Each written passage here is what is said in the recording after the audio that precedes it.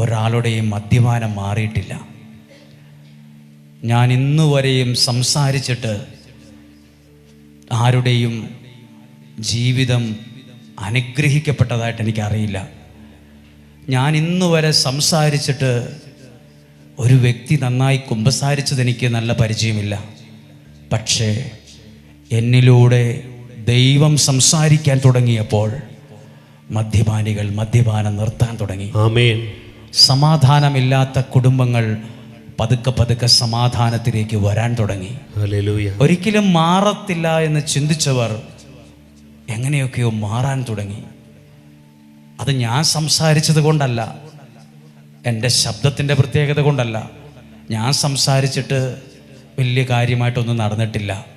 പക്ഷേ എന്നിലൂടെ ദൈവം സംസാരിക്കുമ്പോൾ അവിടെ ദൈവം ഇടപെടുന്നത് ഞാൻ കണ്ടിട്ടുണ്ട്, കേട്ടിട്ടുണ്ട്, മനസ്സിലാക്കിയിട്ടുണ്ട്,